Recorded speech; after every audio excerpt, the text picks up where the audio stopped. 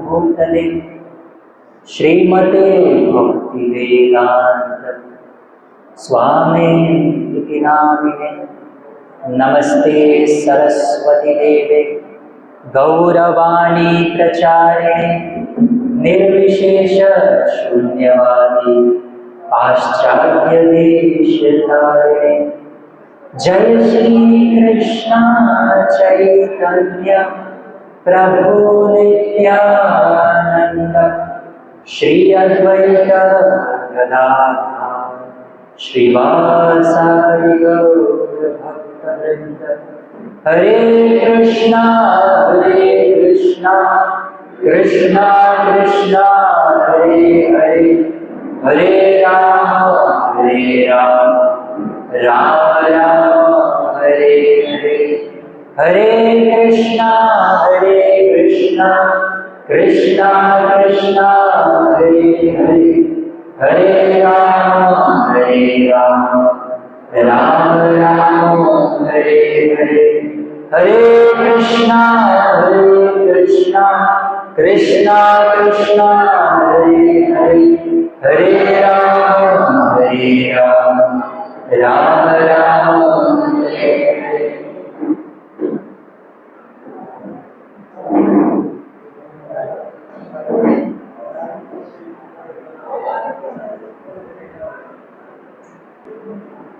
तो आज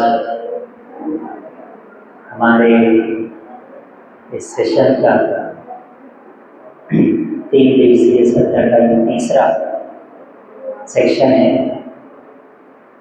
तो पहले दिन हमने किस विषय पर चर्चा किया था? जीवन। दूसरे दिन ईश्वर। आज हम चर्चा करेंगे काल और कर्म।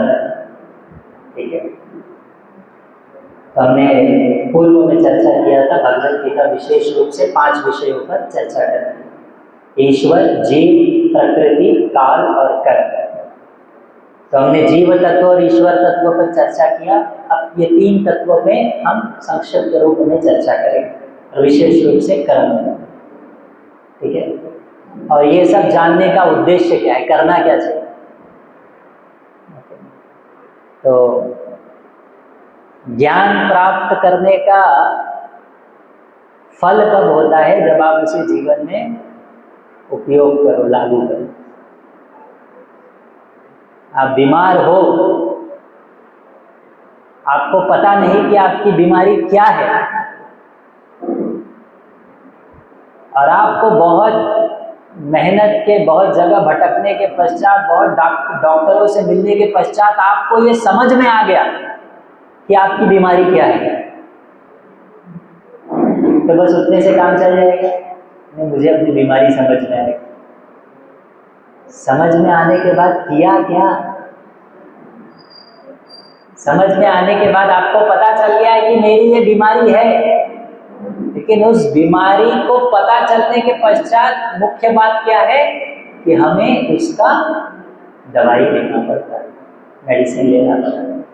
नहीं तो उस ज्ञान का, उस आपके समझ का क्या उपयोग। उसी प्रकार से हम समझ गए कि भाई ईश्वर है, हम ये समझ गए कि हम जीव हैं, करने का क्या, और अब क्या कर रहे हैं और आगे क्या करना है, वो हम इस सेक्शन में चर्चा करेंगे।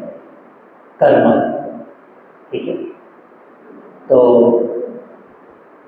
ये बहुत एक विशेष, हमने पूर्व में भी इसको चर्चा किया था। ठीक है, तो सब लोग को दिखाई दे रहा है, कुछ समझ में आ रहा है क्या है ये?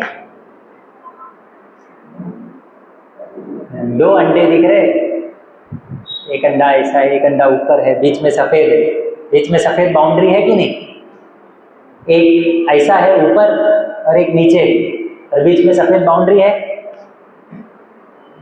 तो ये जो ऊपर का भाग है इसे आध्यात्मिक जगत कहते हैं। ठीक है, इसे आध्यात्मिक जगत कहते हैं। हम सब लोग वास्तव में वहां रहते थे। हम सब लोग वास्तव में कहाँ रहते थे?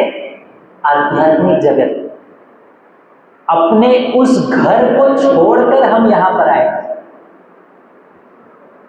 ममे अंशो जीवलोके जीवभूत सनातन। जीव क्या है? सनातन है। और ये सनातन जीव कहाँ रहता था? वैकुंठ में, गोलोक में, आध्यात्मिक जगत, यहां पर हम रहते हैं। उसके पश्चात अब वैकुंठ जगत के ऊपर बहुत सारी वैकुंठ जगत है, उसके ऊपर गोलोक है, आप बहुत सुंदर, और सदाशिव, शिव जी भी वहां पर आपको दिखेंगे। ठीक है, अब उसके और भौतिक जगत के बीच में आता है ब्रह्म ज्योति। ठीक है, तो भगवान को जानने का अलग अलग स्तर है, हमने चर्चा किया था। क्या है 3 स्तर? बताइए, किसको याद है? भगवान को जानने का 3 स्तर है। क्या है? हाँ,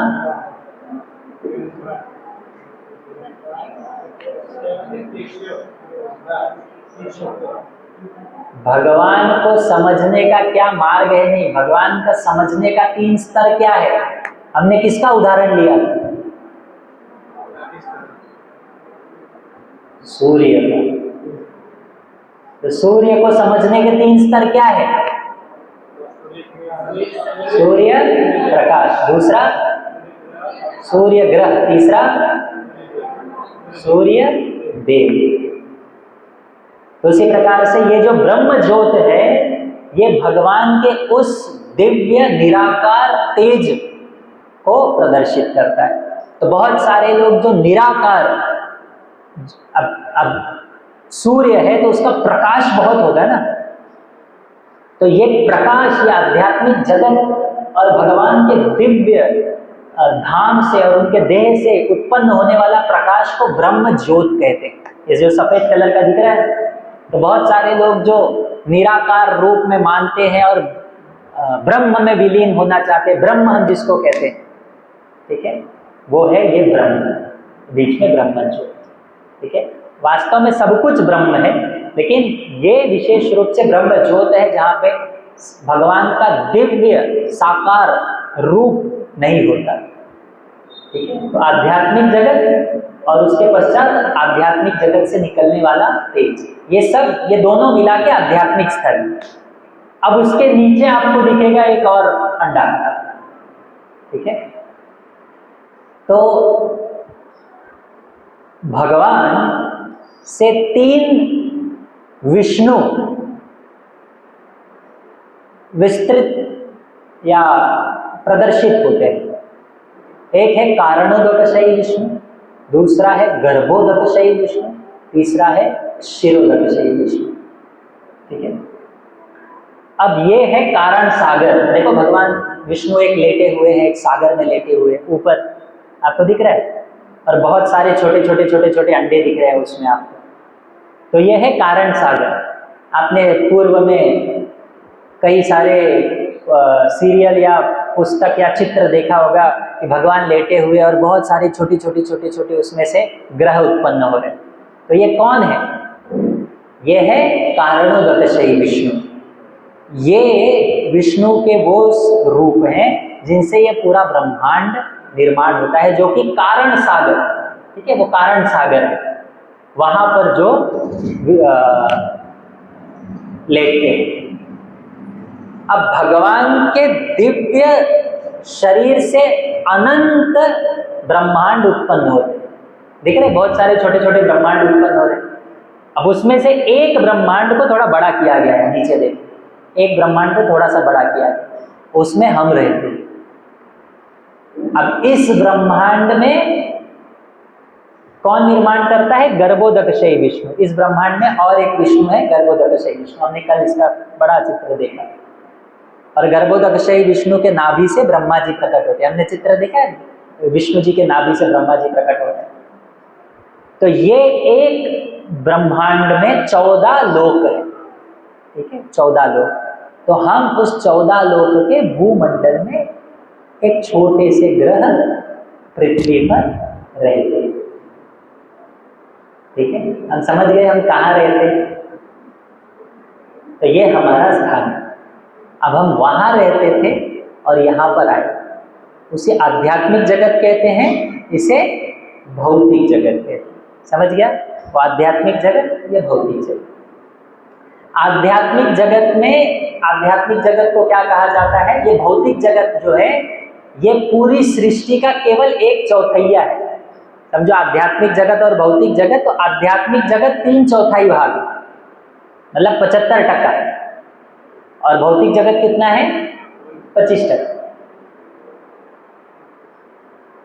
ओके, तो इसे भौतिक जगत कहते हैं। अब ये भौतिक जगत का निर्माण किया क्यों गया?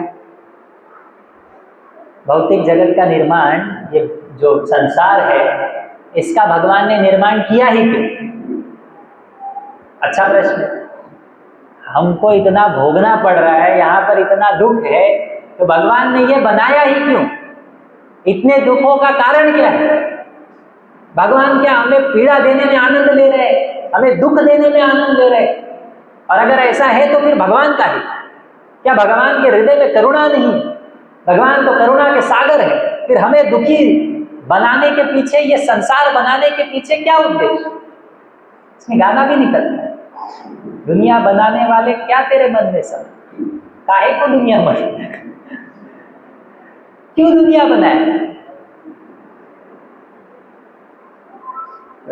पानी लेते हैं। अगर मान लो कि आप एक बड़ा सा शहर बना रहे हो, विशाल शहर बना रहे हो, मान लो कि आप विक्रमगढ़ को डेवलप कर रहे हो, विक्रमगढ़ को बंबई जैसा डेवलप करना चाहते हैं, तो विक्रमगढ़ में क्या क्या होना चाहिए बताओ? हाँ, सबसे पहले अस्पताल, सब लोग आगे बीमारी पड़े हुए, अस्पताल बड़ा होना चाहिए, ठीक है? और क्या होना चाहिए? स्कूल, एजुकेशन का तो घंटाधार है, स्कूल होना चाहिए। और क्या होना चाहिए? हाँ, एयरपोर्ट होना चाहिए। एक प्लेन आ जाएगा तो यहाँ से चढ़ोगे, आगे उतरोगे, खत्म हो जाएगा विक्रम। फिर भी बड़ा शहर बना रहे, एयरपोर्ट होना चाहिए। और क्या होना चाहिए? रेलवे स्टेशन होना चाहिए। रेलवे स्टेशन, यहाँ से रेलवे स्टेशन जाते जाते, रेलवे स्टेशन के पहले कोई बोल रहा है बस स्टैंड तो बना दो, बाद में रेलवे स्टेशन बना दो। और क्या होना चाहिए? बस, अरे सोचो कौन सा पैसा लग रहा है, सोचो। हाँ, स्टेडियम होना चाहिए, खेलने के लिए बड़ा स्टेडियम होना चाहिए। और क्या होना चाहिए? मॉल होना चाहिए। यहाँ से दूर जाते हैं चावल खरीदने के लिए, कौन सा मार्ट में, लोगों को लगता है मार्ट में कुछ खरीदने जा रहे हैं महंगा चीज, चावल खरीद के बाहर। मॉल होना चाहिए। और क्या होना चाहिए? मंदिर होना चाहिए, ठीक है? और क्या होना चाहिए? बड़ा क्या होना चाहिए? प्लेग्राउंड हो गया, स्टेडियम हो गया, प्लेग्राउंड हो गया। हाँ, गार्डन होना चाहिए। ये है, देखो, किसी ने बोला नहीं घर भर बड़ा होना चाहिए, तो क्या होना चाहिए? बड़े बड़े घर होने चाहिए, ठीक है? और बड़े बड़े स्कूल और कॉलेज होने चाहिए, अस्पताल होना चाहिए, ठीक है? स्टेडियम, प्लेग्राउंड होना चाहिए, किसी ने कहा, मॉल होना चाहिए, शॉपिंग फैसिलिटी होना चाहिए, थिएटर होना चाहिए, किसी ने बोला था स्टेडियम होना चाहिए। सबकी इच्छा पूरी होती है। हाँ, रोड किसी ने नहीं बोला, आपके रोड में बहुत खड्डा है। किसी को अपना मुफ्त शरीर का मसाज करवाना हो, दहानू रोड पे चले जाए, और अगर अच्छा मसाज चाहिए तो मैजिक में बैठ के जाए,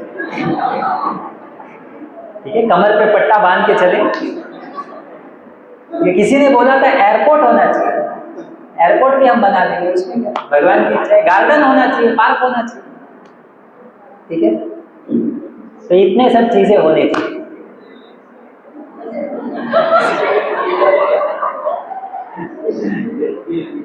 हाँ, इतना सब चीज बना दिया, और अगर कोई पॉलिसी नहीं है तो क्या होगा?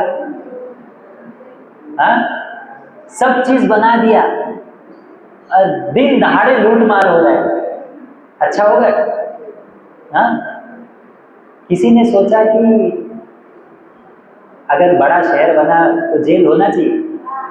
हाँ, जेल जरूरी है क्या बड़ा शहर में?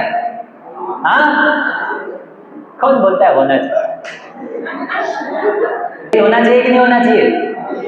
हाँ, नहीं होना चाहिए? होना चाहिए ना, जेल होना चाहिए ना, जोर से बोलो।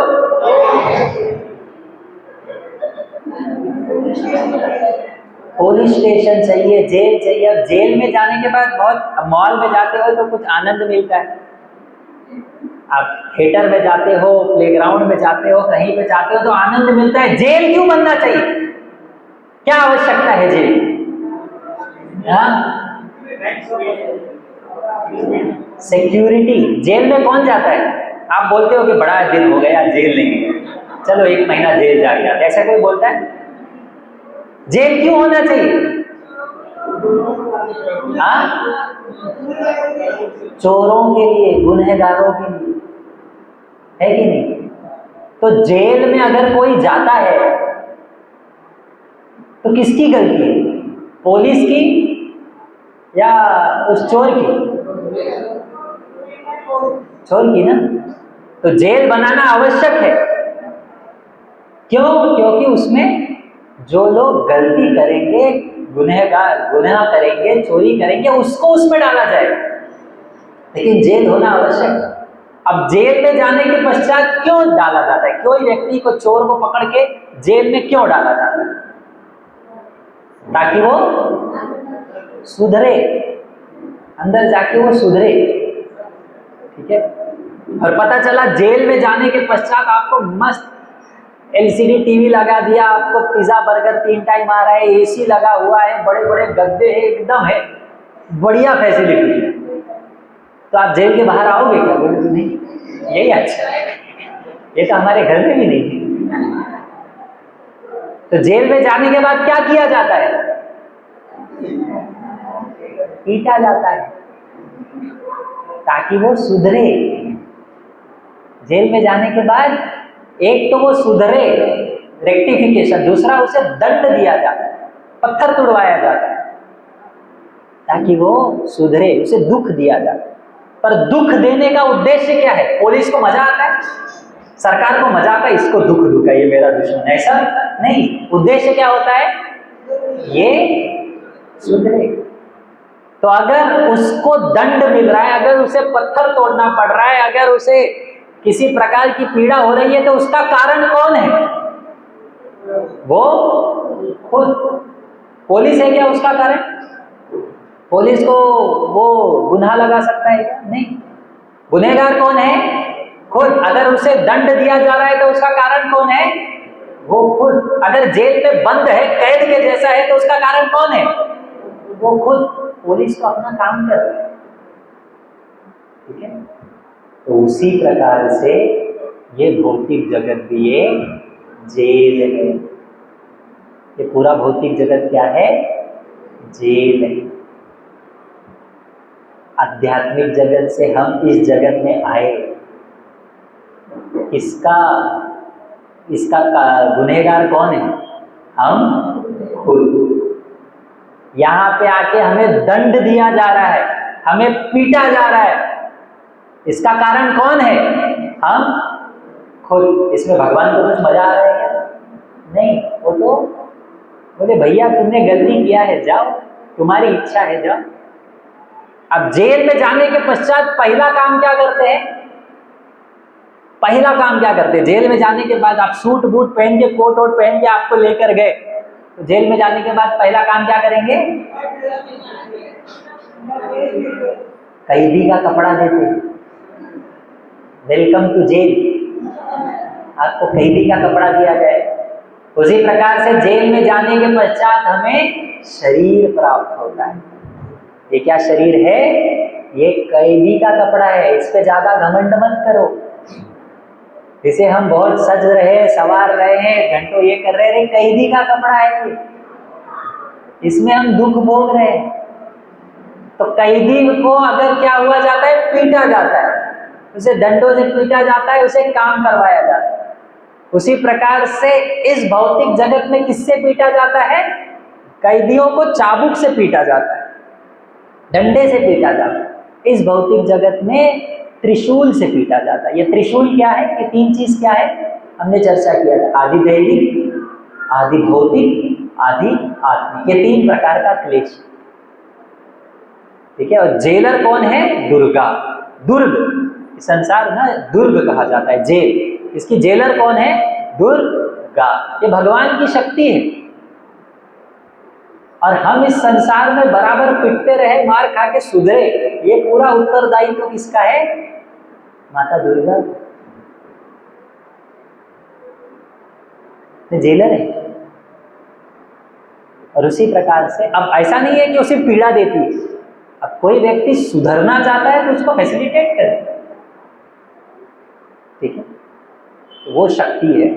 तो ये चार प्रकार के दुख हम इस संसार में जो भोग रहे हैं वो है जन्म, मृत्यु, जरा, व्याधि। हमने ये चर्चा कर लिया था। जन्म, मृत्यु, रोग, बुढ़ापा और जन्म, मृत्यु, जरा, व्याधि। और तीन प्रकार का क्लेश, आदि आत्मिक, अपने शरीर से जो हो रहा है, ठीक है। आदि भौतिक, तो दूसरे व्यक्तियों से, दूसरे जीव जंतुओं के कारण हो रहा है। और तीसरा आदि दैविक, जो दैविक कारणों से होता है। तो ये तीन प्रकार का क्लेश, तो इससे हमको पीटा जा रहा है, ओके। तो ये संसार में जेल है, और ये जेलर कौन है? दुर्गा। ये तीन जो त्रिशूल है माता दुर्गा, ये तीन प्रकार के क्लेश को संबोधित करते हैं, ठीक है।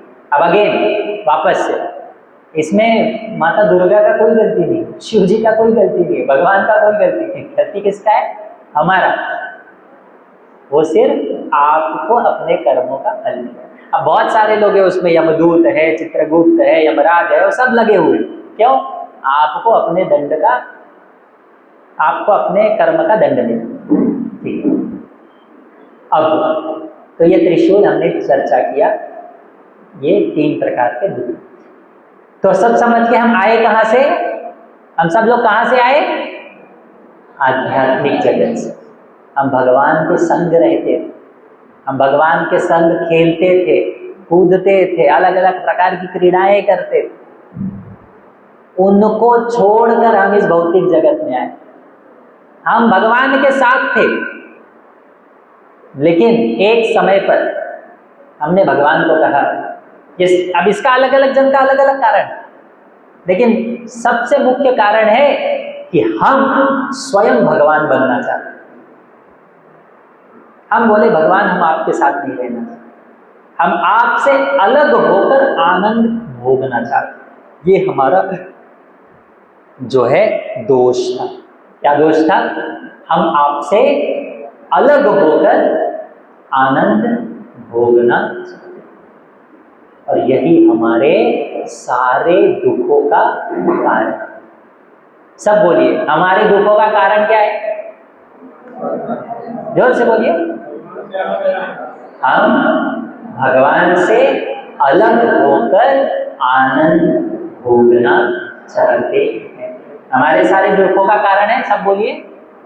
हम भगवान से अलग होकर आनंद भोगने की इच्छा।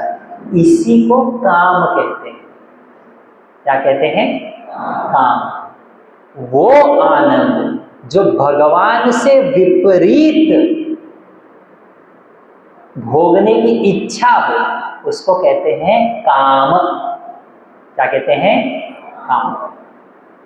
काम यानी वो कार्य जो भगवान से अलग हो, और यही कार्य जब भगवान से जुड़ता है, वो कार्य जो करके आप भगवान के साथ आनंद लेने चाहते हो, उसको कहते हैं प्रेम।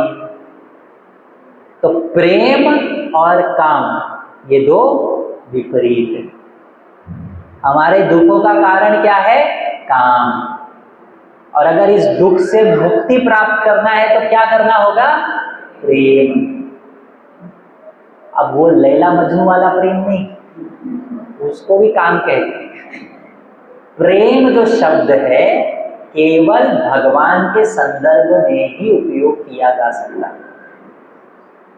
प्रेम जो है वास्तव में केवल भगवान के संदर्भ में उपयोग किया जा सकता है, बाकी सब उसके एक प्रकार से परछाई है या विस्तृत रूप है। ठीक है, तो हम कहाँ से आए हैं? सब बोलिए, आध्यात्मिक जगत से आए। इस जगत में क्यों आए? हाँ, आनंद भोगने की इच्छा। इससे अलग? तो भगवान ने हमें छोड़ा ही क्यों? अच्छा प्रश्न। हम मूर्ख हैं, भगवान तो बुद्धिमान है। हाँ, हम मूर्ख हैं लेकिन भगवान तो बुद्धिमान है ना। भगवान ने हमें छोड़ा ही क्यों? अच्छा प्रश्न, बताओ। क्योंकि अगर भगवान हमें पकड़ कर बैठते तो ये तो जबरदस्ती होगी, और हमारी उत्पत्ति हुई है भगवान से प्रेम करने के लिए। ममे अंशो, भगवान क्या कहते हैं? आप मेरे अंश हो, और अंश जो है उसकी उत्पत्ति हुई है भगवान की सेवा करने के लिए, भगवान का प्रेम करने के लिए, भगवान को प्रेम करने के लिए। तो भगवान से अलग होकर हम आनंद भोगने की इच्छा कर रहे हैं। जैसे अगर कोई लड़का किसी लड़की के पास जाए, उसके माथे पर बंदूक रख दे, ट्रिगर पूरा लगा के, और पूछे क्या तुम मुझसे प्रेम करती हो, तो लड़की क्या कहेगी? दूसरा ऑप्शन क्या है? तो इसको प्रेम कहेंगे? नहीं, जबरदस्ती प्रेम नहीं होता। प्रेम का अर्थ होता है स्वतंत्रता। प्रेम का लक्षण क्या है? स्वतंत्रता। अगर कोई चीज जबरदस्ती की जा रही है उसे शासन कहते हैं, प्रेम नहीं कहते। तो प्रेम का लक्षण क्या है? स्वतंत्रता। तो एक ही वस्तु, बाकी सब कुछ भगवान के नियंत्रण में। सब लोग ध्यान से सुनिए, ये एक ही वस्तु है जो स्वतंत्र है, जो हमारा है, जो हम बोल सकते हैं कि ये मेरा है। आप बोलोगे ये घर मेरा है, आपका नहीं। ये भगवान, प्रकृति का है, भगवान का है, जब चाहे नष्ट हो जाए। ये घर बार, रिश्ते नाते, हमारा शरीर, सब कुछ हमारा नहीं। मिट्टी से आया, सब मिल जाएगा, दूसरों को चले जाए। एक वस्तु है जो हर एक आत्मा, हर एक जीव बोल सकता है वो मेरा है। जानते वो क्या है? एक वस्तु, वही केवल इस जीवात्मा की पूंजी है। उसको छोड़ के सब कुछ भगवान का है। वही एक वस्तु है जो जीवात्मा का खुद का होता है, और वही एक वस्तु भगवान ने उसको छोड़ दिया है, बेटा ये तेरा है। इच्छा क्या है? इच्छा। स्वतंत्र रूप से इच्छा करना, इच्छा की स्वतंत्रता। क्या है? इच्छा की स्वतंत्रता। तो हम आध्यात्मिक जगत में थे, हमारे पास क्या एक वस्तु था? एक ही वस्तु क्या था? इच्छा। और उस इच्छा का हमने क्या दुरुपयोग किया? भगवान हमें आपसे अलग होना है। तो भगवान ने कहा सोच, बोले नहीं, मुझे अलग होना है। तो फिर भगवान ने कहा जैसी आपकी इच्छा। हर एक जीवात्मा की हर एक इच्छा पूरी हुई, ये भी याद रखना। हर एक इच्छा पूरी होती। आपको लगेगा अरे ऐसा कैसा? पूरी होती। अगर आप शुद्ध रूप से इच्छा करो, वो इच्छा पूरी होगी, और जब तक वो इच्छा पूरी नहीं होगी तब तक इसी भौतिक जगत में रहोगे। कभी करोड़पति बनोगे, कभी रास्ते का भिखारी बनोगे, बस ये इच्छा बदलता जाएगा। इच्छा पूरी होती, और भगवान का उद्देश्य ही है इच्छाओं को पूर्ति करने के लिए नियोजन करना, फैसिलिटेट करना। ठीक है, तो हमारा पूंजी क्या है, धन क्या है, इच्छा। इच्छा की स्वतंत्रता। तो हम अपनी इच्छा से भगवान से अलग होने का प्रयास करें। भगवान ने कहा ठीक, जाएंगे कहाँ अलग होके? भगवान ने कहा मैं आपके लिए भौतिक जगत बनाऊंगा, तो भौतिक जगत में जाके मुझे हमेशा ये याद रहेगा अगर कि तुम ही भगवान हो, सब कुछ तुम्हारा है, तो मैं भगवान कैसे बनूं?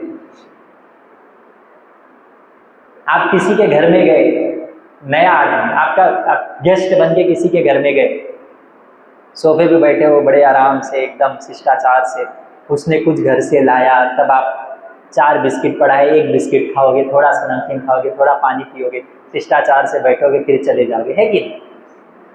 अब ऐसा थोड़ी है कि गए सीधा दूसरे के घर में, जान ना पहचान, सीधा उसके किचन में घुस गए, भगोना लिए, बैठ के अपना खाने लगे, फ्रिज खोले, जो चाहिए मन में ले लिया, उसके बाद टीवी देखे, सोफा पे लेट के बैठ गए, ऐसा करोगे? क्यों? क्योंकि आपको पता है ये दूसरे का घर। तो जब तक आपको पता है कि ये घर दूसरे का है, भोग कैसे करोगे, आनंद कैसे करोगे, आनंद कैसे लो? तो जीवात्मा पूछता है भगवान मैं यहाँ पे आ भी गया, लेकिन हमेशा ये स्मरण रहेगा ना कि तुम भगवान हो, ये तुम्हारा है, मैं भोग कैसे करूं? भगवान कहे चिंता मत करो, सर्वस्व चाहं हृदि सन्निविष्टो मत्तः स्मृतिर्ज्ञानमपोहनं च। मेरे कृपा से, मेरे शक्ति से आप विस्मरण हो जाएगा कि भगवान कौन है, आप मुझे भूल जाओ। तो मतलब दूसरे के घर में गए, आप भूल गए कि ये दूसरे का घर, आपको लग रहा है ये तो मेरा ही है। आपको क्या लग रहा है? ये तो, यही तो संसार का प्रॉब्लम है। हम क्यों सब चीज इकट्ठा करने जाते हैं? ताकि हम बोल सके ये मेरा है। इसको क्या कहते हैं? अहंकार। क्या कहते हैं? अहंकार। तो ये आता है, ये पूरा सृष्टि अहंकार से निर्माण होता है। आप भूल गए कि ये भगवान का है, और अहंकार क्या आता है? मैं और मेरा। ये स्वामी, ये भगवान की भावना, ईश्वर की भावना हमारे अंदर आती है, मैं और मेरा, ये है अहंकार। सारा सृष्टि की रचना, सारे सृष्टि में सब कुछ, सारे दुखों का कारण, सारे बंधन का कारण ये 2 शब्द है। क्या? मैं और, आपस बोलिए जोर से, मेरा। हम सब लोग इसी के पीछे भाग रहे हैं। मैंने ये किया, मैं ये हूँ, मैं डॉक्टर हूँ, मैं इंजीनियर हूँ, मैं ब्राह्मण हूँ, मैं क्षत्रिय हूँ, मैं शूद्र हूँ, मैं ये हूँ, मैं वो हूँ, मैं पुलिस हूँ, मैं जो भी अलग अलग प्रकार की उपाधि है, मैं एक्टर हूँ, मैं प्रसिद्ध हूँ, मैं बलवान हूँ, मैं शक्तिशाली हूँ।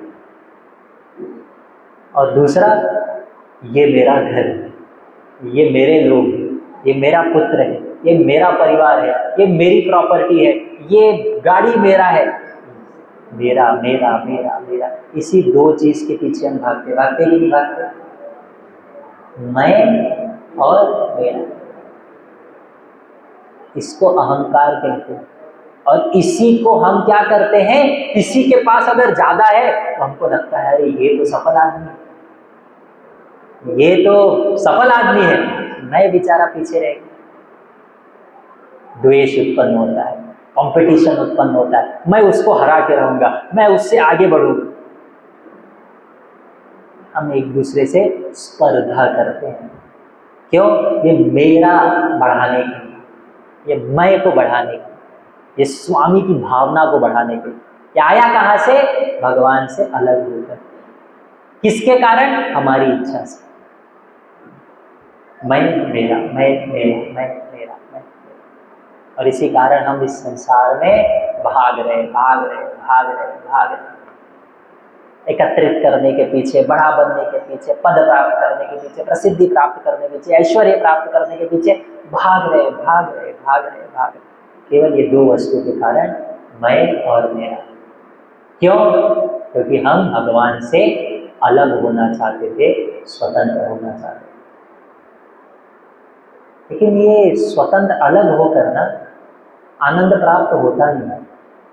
जैसे मछली अगर पानी से अलग होना चाहे आनंद, हमने कल भी चर्चा की, आनंद, बच्चे को चींटी काट रही, उसको कुछ भी दो, आनंद प्राप्त नहीं है। अलग होकर पेड़, फल जो है पेड़ पर लगा हुआ है, अलग हो गया सड़ने लगता है। पत्ता जो है जब तक पेड़ पे है हरा भरा है, टूट गया सूखने लगता है।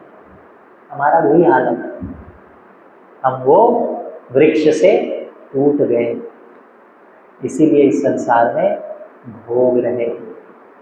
एक बार ना एक बच्ची, छोटी बच्ची, वो अपने माता को कहती थी मैं कुकिंग करूंगी, आज मैं कुकिंग करूंगी, मुझे तुम हर दिन आप जाके घर पे खाना बनाती हो, मुझे खाना बनाने को देती नहीं हो, मैं भोजन बनाऊंगी, मैं भोजन बनाऊंगी, ऐसे बहुत बार जिद करने लगी। तो उनकी माता ने क्या किया, बोला ठीक है भोजन बनाना है, एक नकली किचन बना के दे दी। उसमें छोटा सा नकली गैस था, नकली चूल्हा था। लड़कियों का ऐसा रहता है, लड़कों को गाड़ी चाहिए, ये चाहिए, अलग अलग उनका ये रहता है, ठीक है। तो लड़कियां कहती हैं मेरे को किचन चाहिए, मेरे को चूल्हा चाहिए, मेरे को बर्तन चाहिए। वो अपना अपना अपना आधा घंटा पौना घंटा इस लड़की ने क्या किया, अपना खाना बनाने का प्रयास किया। क्या किया, अपना खाना बनाने का प्रयास किया। अब 1.5-2 घंटे के बाद इसको भूख लगा,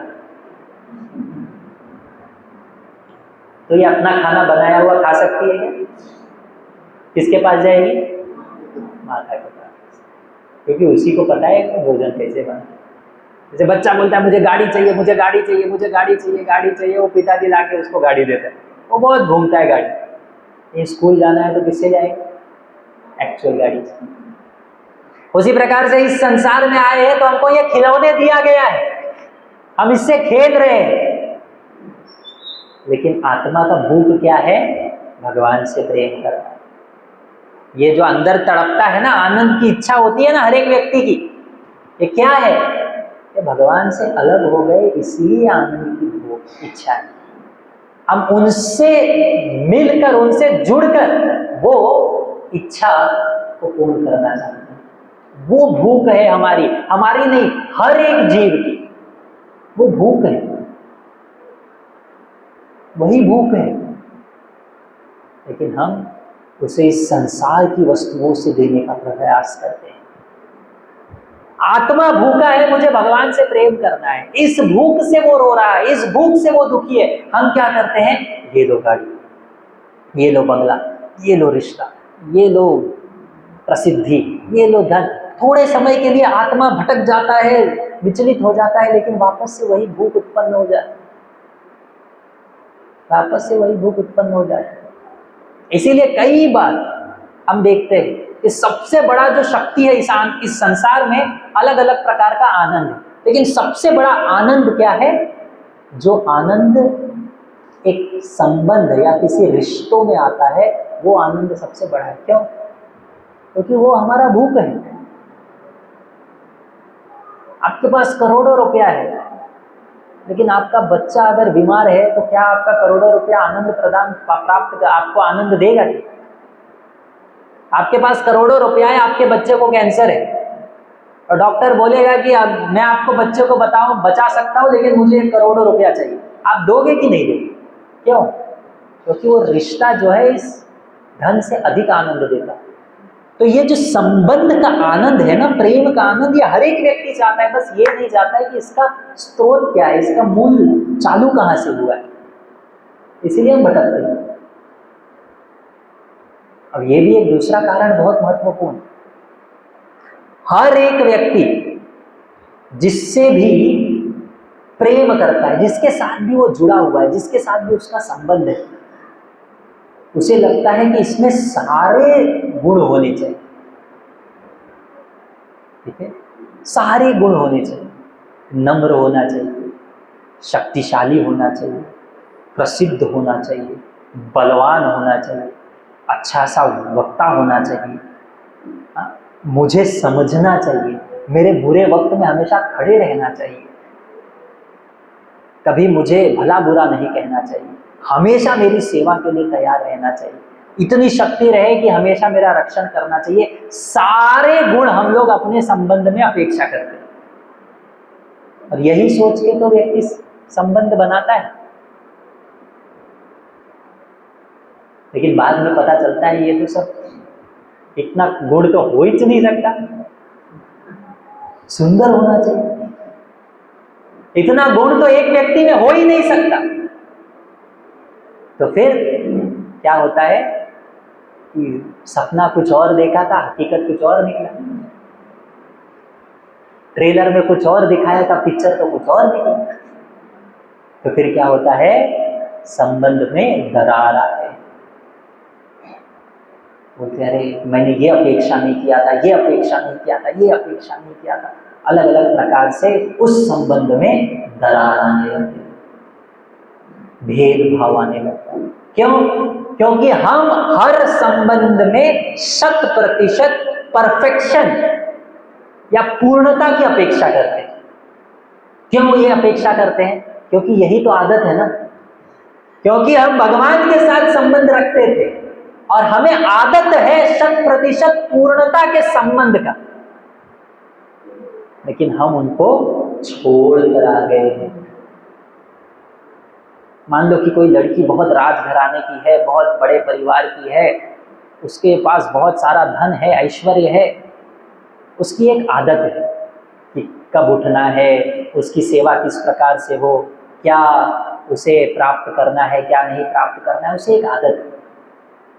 जब ऐसे राजघराने से कोई आती है लड़की और किसी दूसरे घर में गई, जब जहाँ पे उतनी सुविधा ना हो, तो उसको पूर्व का आदत लगे रहेगा कि नहीं, एक ऐशो आराम का आदत लगा रहेगा कि नहीं, क्योंकि उसने इतने वर्ष उस आदत को स्वीकार किया है। उसी प्रकार से हम भगवान के धाम में रहते थे, उस 100% सच्चिदानंद स्वरूप, उस दिव्य सर्वशक्तिशाली सर्वगुण संपन्न भगवान के साथ हमारा रिश्ता था, और उस रिश्ता का आनंद हम लोग अनंत काल से भोगते आए, उस आनंद का आस्वादन किए। लेकिन यहाँ पर आकर वो आनंद नहीं मिलता, अपेक्षा करते हैं, क्या अपेक्षा पूर्ण नहीं होता, तब झगड़ा होता। इसीलिए कई बार कहा जाता है कि हर एक व्यक्ति, हर घर में भगवान होने चाहिए। हर घर में क्या होना चाहिए? भगवान होना चाहिए। तो ये 100% पूर्णता, सर्वगुण संपन्न की अपेक्षा का जो हमारी भूख है, ये जो आनंद है, हमारा भगवान के साथ पूरा हो जाए, और फिर इस संसार में जो बाकी रिश्ते हैं उसके साथ हम एडजस्ट करके चलते रहे, उसके साथ थोड़ा समझौता करके चलते रहे, क्योंकि किसी भी व्यक्ति में सब गुण नहीं हो सकता। ठीक है, इसीलिए हर घर में भगवान होना चाहिए, भगवान के साथ हमारा रिश्ता होना चाहिए। खैर, तो हमारा दोष क्या था? हम भगवान से अलग होना चाहते हैं। तो भौतिक जगत को कुंठा कहते हैं, आध्यात्मिक जगत को वैकुंठ कहते हैं। कुंठ यानी दुख से भरा, वैकुंठ यानी जहां पर कोई दुख ना हो। ठीक है, तो हम क्या करते हैं? हमें कपड़ा मिलता है जेल में जाने के बाद, तो इस भौतिक जगत में आने के पश्चात हमें इतने प्रकार के कपड़ा मिलता है। 84 लाख योनि, ठीक है, 84 लाख योनियों का हमारा जेल का कपड़ा है। ये केवल मनुष्य शरीर नहीं, एक शरीर, ऐसा 84 लाख योनि, और हमें इस सब का अलग अलग योनियों में जाना पड़ता है। कितने प्रकार के, हर एक शास्त्रों में वर्णन है कि जल में रहने वाले कितने हैं? 9 लाख। वृक्षों, ठीक है, वृक्ष कितने प्रकार के हैं? 20 लाख। जो अलग अलग प्रकार के रेप्टाइल्स, कृमय है, वो है 11 लाख। पक्षी 10 लाख, पशु 30 लाख, मनुष्य 4 लाख। ऐसे 84 लाख प्रकार की योनियां हैं। ठीक है, और हम इसमें क्या कर रहे हैं? भटक रहे हैं, भटक रहे हैं, भटक रहे हैं। क्यों? किसके कारण? कौन कारण है इसका? कौन कारण है इसका? भगवान? हम स्वयं। क्यों? क्योंकि इच्छा हमने किया हमको यहां आना है, इसीलिए हम इस संसार में भटक रहे हैं, अलग अलग प्रकार की इच्छा कर रहे हैं। ठीक है, तो हमें यहाँ पर आके जेल में क्या मिलता है? बेड़ियां डाली जाती है। उसी प्रकार से हम इस संसार में आते हैं तो हमें भी बेड़ियां डाली जाती है। हर एक व्यक्ति के पास वह 3 बेड़ियों से बंधा हुआ है। ये 3 बेड़ियां क्या है? सतोगुण, रजोगुण, तमोगुण। ये 3 प्रकार की बेड़ियां हैं। हर एक में प्रकृति क्रियमाणानि गुणे कर्माणि सर्वशः अहंकार विमूढ़ात्मा कर्ता अहम इति मन्यते। ये 3 प्रकार की बेड़ियां हैं। हर एक व्यक्ति इससे बंधा हुआ है। अपने जो कर्म करता है, अलग अलग प्रकार के कर्म करता है, उसका एक संस्कार बनता है, उसके हिसाब से उसे ये 3 प्रकार, ये जो प्रकृति है ना, ये 3 प्रकार के गुण, ये गुण क्या है? ये शक्ति है। जैसे कोई व्यक्ति रजोगुण के आदि, जैसे रावण, कुंभकर्ण और विभीषण। तो विभीषण क्या है? तमोगुण। तमोगुण यानी वो हमेशा सोता रहता है, जीवन का उद्देश्य नहीं है, अलग अलग प्रकार की सड़ी हुई वस्तु खाता है, ये तमोगुण विचारधारा। रजोगुण यानी वो जोशीला रहता है, मार काट में अच्छा करता है, हमेशा उत्तेजित रहता है, तीखा चीजें खाता है, ये रजोगुण। और सतोगुण व्यक्ति शांत स्वभाव का रहता है, सरल वस्तु खाता है, मन शांत होता है। ये 3 प्रकार के गुण। अब आध्यात्म में जाने के लिए, आध्यात्म जो है भगवान की भक्ति है, ये तीनों गुणों से परे है। जैसे प्रसाद, जैसे फल है, सेब है, ये सतोगुणी है। लेकिन जब आप उसे भगवान को भोग लगाए और वापस उस भोग को लगाकर प्रसाद के रूप में लिए, तो वो प्रसाद क्या है? ये सतोगुण का नहीं रह गया। अब ये आध्यात्मिक हो गया, ये दिव्य हो गया, वही वस्तु। ठीक है, तो ये 3 प्रकार का गुण समझ गया। हम ये 3 प्रकार के गुण से बंधे हुए। तो अलग अलग प्रकार के हैं सतोगुण। सतोगुण में व्यक्ति शांत रहता है, ज्ञान अर्जित करने का प्रयास करता है, पाप नहीं करता। ठीक है। रजोगुण धन एकत्रित करता है, बहुत सारी इच्छाएं रहती है, काम वासनाएं रहती है।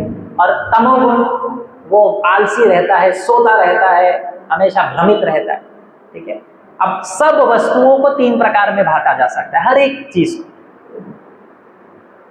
आप दिन को बांटोगे, प्रारंभ का समय उसको सतोगुण में होता है, दिन जब होता है तो रजोगुण में होता है, रात्रि तमोगुण में होता है। हर एक वस्तु को बांटा सकता है। भोजन ये क्या है? सतोगुण। पत्ता, फूल, पुष्प ये क्या है? सतोगुण में आता है। दूसरा रजोगुण, एकदम तीखा वस्तु आप खा रहे हो, एकदम मसालेदार एकदम खा रहे हो, तो उसे हमेशा खा रहे हो, तो है रजोगुण। और तीसरा तो आप सब जानते ही हो कि कोई भी वस्तु यदि सड़ा हुआ हो, किसी की मृत्यु हुई हो और किसी का प्राण छीन कर लिया गया हो, तो वो है तमोगुण। तो विचारधारा वैसे ही बने, विचारधारा वैसे ही बने। क्या करें? जैसी गाड़ी वैसा चलेगा। अंतर तो होता है। अब यहाँ से आपको पालघर जाना है, तो आप चाहे मैजिक में जाओ, ठीक है, चाहे मर्सिडीज से जाओ और चाहे ट्रैक्टर से जाओ, झटका किसमें सबसे ज़्यादा लगेगा? हाँ, ट्रैक्टर। उससे कम मैजिक, उससे कम। ये 3 मार्ग हैं, झटका तो लगेगा। ठीक है। तो ये अगर शांत रहना है तो आपको वैसा आचरण पालन करना पड़ेगा। आप बोलोगे मैं ट्रैक्टर में बैठूंगा लेकिन शांत रहूंगा, हिलूंगा नहीं, ट्रैक्टर में बैठूंगा, और वो भी इस रास्ते से आपके, और क्या कहोगे? मैं शांत बैठूंगा, हिलूंगा नहीं। संभव है क्या? जिस पे बैठे हो वही हिल रहा है। कोई व्यक्ति ट्रेन में बैठ के पद्मासन करे और बोले मैं अचल हूं, मैं हिलूंगा नहीं। बोला बेटा, जिस पे बैठे हो वही हिल रहा है, तो तुम कैसे आप शांत हो सकते, स्थिर कैसे हो सकते? तो अगर व्यक्ति मन शांत करना चाहता है तो सतोगुणी आहार लेना पड़ेगा। किसी प्राणी की हत्या करके, उसके अश्रु बहा करके, उसकी हृदय को पीड़ा देके, दुख देके, दर्द देके, अगर हम अपेक्षा करेंगे कि हम अपने मन को शांत कर सकते, कैसे संभव है? हमें लगेगा कि मेरे जीवन का ये दुख आ रहा है, ये दुख आ रहा है, ये परेशानी आ रहा है, ये प्रॉब्लम आ रहा है, आप शांत बैठ ही नहीं सकते, क्योंकि हम कर्मा है, कर्मा है। वो आप बोल रहे हो मैं 30वें मंजिल पे जाऊंगा, छलांग लगाऊंगा, पर मैं गिरूंगा नहीं। छलांग लगा के ऊपर थोड़ी उड़ो, कहाँ हो गिरो, नीचे। नीचे गिरोगे तो लगेगा ना। अब लगेगा तो आप बोलेगा ये तो बिल्डिंग की गलती या धरती की गलती। गलती किसकी है? कूदा क्यों? तो जैसा कर्म करोगे वैसा तो मिलेगा। उसी प्रकार से हम अगर किसी को पीड़ा दे रहे हैं, दुख दे रहे हैं अनावश्यक, तो हमारे पास आएगा ना यार। जो फेंकोगे वही नीचे आएगा। उसी प्रकार से सब जो म्यूजिक है उसे भी 3 गुणों में बांटा जाता है, सतोगुण, रजोगुण। ये 3 जो रावण थे रजोगुण में, कुंभकर्ण हमेशा सोते रहते थे तमोगुण में, विभीषण हालांकि उन्हें सतोगुण में बोला नहीं जा सकता, वो दिव्य स्तर पे भगवान के भक्त है। तो भक्ति जो है, भक्त जो है वो सतोगुण ये प्लेटफॉर्म है। अगर आपको फ्लाइट पकड़ना है, एयरप्लेन पकड़ना है, तो कहाँ से पकड़ोगे? आपके चौराहे से, बस स्टैंड से पकड़ोगे? आपको फ्लाइट पकड़ना है तो कहाँ जाओगे? पालघर स्टेशन पे जाओगे? कहाँ जाना पड़ेगा? एयरपोर्ट जाना पड़ेगा। ऐसे तो नहीं ना हाथ दे दोगे, वो इधर से उड़ रहा होगा, वही थोड़ा रुको मैं यहाँ से चढ़ना चाहता हूँ। ऐसा कर सकते हैं क्या? हाईवे पे हम लोग हाथ देते हैं ना, गाड़ी रुक जाती है। ऐसे प्लेन को कर सकते हैं? तो एयरपोर्ट जाना पड़ेगा। उसी प्रकार से भक्ति करना है तो सतोगुणी बनना पड़ेगा। रजोगुण और तमोगुण में भक्ति नहीं, एयरपोर्ट जाना पड़ेगा। तो प्लेटफॉर्म है जहां से आप भक्ति प्रारंभ कर सकते हो। लेकिन भक्ति जो है वो सतोगुण और तमोगुण और रजोगुण में नहीं आती। भक्ति तीनों के ऊपर होता है। कभी कभी दिव्य रजोगुण होता है, ठीक है? जैसे अर्जुन इतने लोगों की हत्या कर रहे हैं, तो ये दिव्य स्तर पे, ये रजोगुण नहीं कह सकते, ये दिव्य स्तर पे, ठीक है? खैर, ये काल हमने पहले चर्चा किया था, हम बहुत विस्तृत भाव रूप में नहीं जाएंगे। काल ये भगवान की शक्ति है, तो ये प्रकृति है, हमने समझ लिया। ईश्वर जीव समझा। आज हमने क्या देखा? भौतिक जगत, प्रकृति देखा। प्रकृति एक्टिवेट कैसे होती है, काम कैसा करना चालू करेगा? काल, ठीक है? अब ये काल है, तो भगवान कहते हैं मैं स्वयं काल हूं, सर्वश्रेष्ठ शक्ति काल। ये कोई कितना भी बड़ा 30 मार का हो, काल के प्रभाव से नष्ट हो जाए। इतने सारे असुर, इतने सारे लोग आके नष्ट हो गए। एक शक्ति जो सबसे प्रबल है इस संसार में, काल। कोई व्यक्ति बोलता है मैं भगवान को नहीं मानता, चाहे मानो या ना मानो, कुछ समय में आप ही नहीं रहोगे, आपकी मृत्यु निश्चित है। क्यों? अगर जो भगवान को नहीं मानता वो काल रूप में भगवान को मानना ही पड़ेगा, मृत्यु के रूप में मानना ही पड़ेगा। अंग्रेजी में कहावत है एज श्योर एज डेथ, मृत्यु जैसा ये निश्चित, उसको तो मानना पड़ेगा। आप बाकी चीजों में मत मानो। अब भगवान कहते हैं मैं काल हूं, अब बाकी रूप को मत मानो, इस रूप को आप मानो या मत मानो, मैं तुम्हें दर्शन दूंगा काल के रूप में, ठीक है?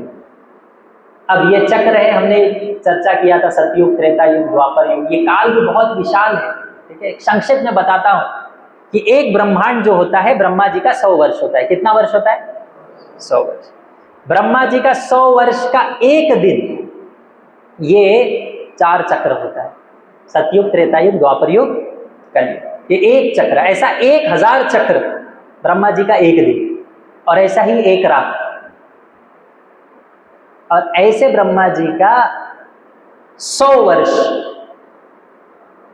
एक ब्रह्मांड का आयु रहता है। और वो महाविष्णु, कारणोदकशई विष्णु हमने देखा था, जो ब्रह्मांड उत्पन्न हो रहा था, उनका एक श्वास होता है।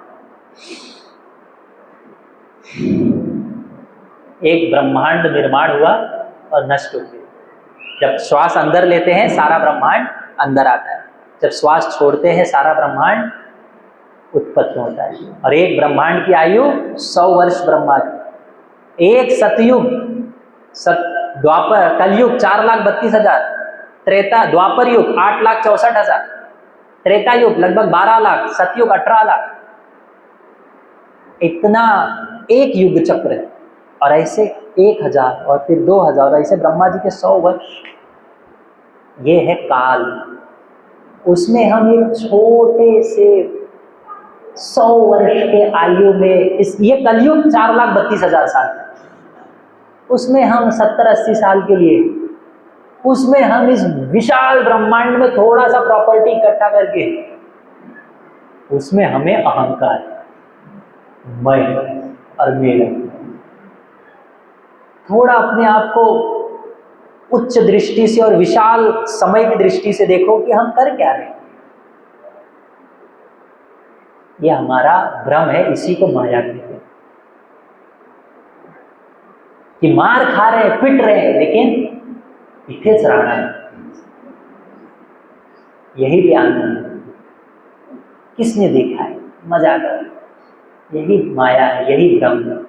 ठीक है, खैर, तो ये है हमारा जीवन चक्र, साइकिल, इस पे हम लोग चर्चा नहीं करेंगे। समय जो है सर्वश्रेष्ठ शक्तिशाली। अब हम लास्ट सेक्शन पे आते हैं, वो है कर्म। ठीक है, ईश्वर, जीव, प्रकृति, ब्रह्मांड देख लिया, काल देख लिया, अब ये 5वां क्या है, कर्म। ठीक है, तो भगवान, जीवात्मा, ये ब्रह्मांड, प्रकृति, इसको एक्टिवेट किया, काल 5वां, ये जीव अब इस प्रकृति में काल के अधीन जो कार्य करता है उसको क्या कहते हैं, कर्म। क्या कहते हैं, कर्म। अब कर्म 3 प्रकार के होते हैं। कितने प्रकार के होते हैं, 3 प्रकार। सकर्म, विकर्म, अकर्म। क्या क्या होता है, तो जब आप कुछ उद्देश्य से, कुछ इच्छा से कार्य करते हो, समझो कोई उपवास किया, कोई व्रत किया, आप किसी इच्छा से कर रहे हो, लेकिन आपका उद्देश्य है कि मुझे इससे फल चाहिए, इसका फल मुझे चाहिए, इसको, लेकिन शास्त्रों के आधार पर करते हो, विपरीत नहीं करते। समझो आपको धन चाहिए, आपने मेहनत किया, आपने ये व्रत किया, आपको ये फल चाहिए, तो शास्त्र के आधार पे आपने मेहनत किया, गलत नहीं किया, किसी का अहित नहीं किया, तो इसको सकर्म कहते हैं। ठीक है, तो आपको उसका फल मिलेगा, लेकिन बंधन मिलेगा आपको वापस से, जब तक आप उस जिस उद्देश्य के लिए आप किए हो उसका फल जब तक नहीं भोगोगे, आप यही रहोगे। हम कोई लोग ना, ये भी एक बहुत, ठीक है, पूरा पहले बता देता। दूसरा होता है विकर्म। आपको धन चाहिए, आपने किसी को लूट लिया, आपने गलत रास्ता अपना लिया, आपने घूस लिया, आपने टॉर्चर किया, आपने कुछ गलत रास्ते पे चला, इसको विकर्म कहते हैं। आपका धन तो नाश होगा, आपको दंड भी मिलेगा, इसका पाप भी मिलेगा। ठीक है, अब सकर्म और विकर्म ये दोनों हमें इसी संसार में रखते हैं। एक है पुण्य, एक है पाप। एक है पुण्य, एक है पाप। पाप किया तो उसका दंड भोगने के लिए आपको इस संसार में रहना पड़ेगा। पुण्य किया तो उसका फल भोगने के लिए आपको इस संसार में रहना पड़ेगा। सबको एक बड़ा सरल प्रश्न पूछता हूं। एक जेल में 2 कैदी थे। मैंने बहुत बार पहले पूछा है, फिर पूछता हूं। एक जेल में 2 कैदी थे, दोनों को चाबुक से मारा जाता। एक का जो चाबुक था वो ना लोहे से बनाया गया, उसका हैंडल लोहे का था और एकदम शुद्ध रस्सी से था, और दूसरा जो चाबुक था उसका हैंडल सोने का था और एकदम महंगा वाले कपड़े से बनाया गया। दोनों को मारने से सेम लगता था, ज्यादा नहीं लगता था, सेम ही लगता था। तो एक कैदी को मारा जा रहा है लोहे के चाबुक से और एक कैदी को मारा जा रहा है सोने के चाबुक से। दोनों में अधिक भाग्यशाली कौन है?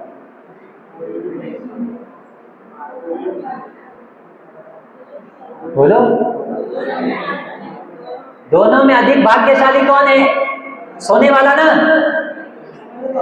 हाँ, दोनों नहीं, पक्का? अरे सोने के चाबुक से मार खा रहा है।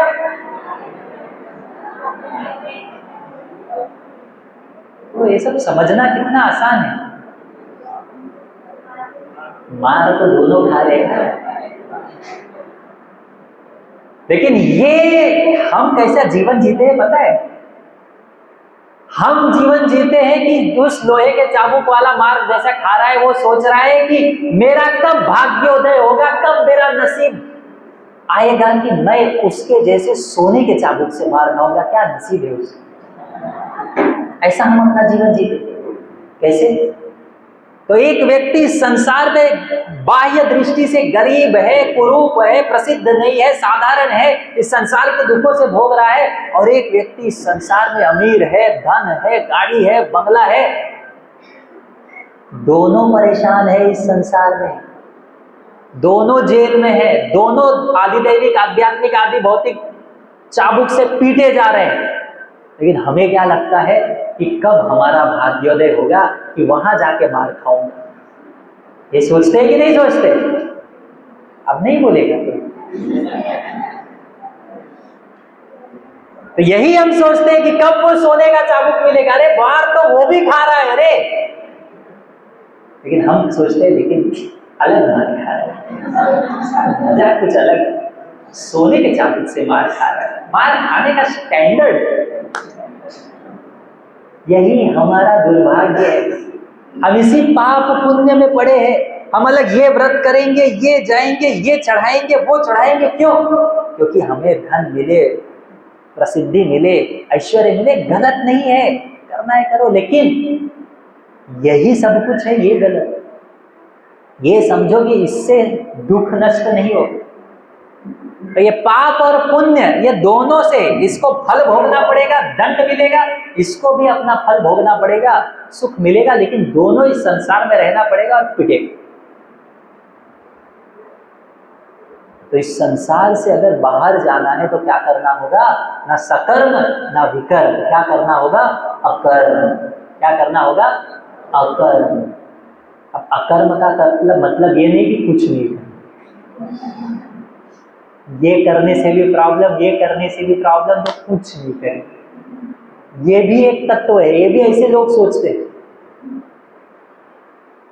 ये भी सोचते हैं लोग कुछ नहीं करें, ये भी गलत। अकर्म यानी वो कार्य जिसको करने से आपको कर्म ना मिले, वो कार्य जिसको करने से आपको उस कार्य की प्रतिक्रिया ना मिले, आप उस बंधन से मुक्त हो, कर्म बंधन ना लगे, वो कार्य को अकर्म कहते हैं।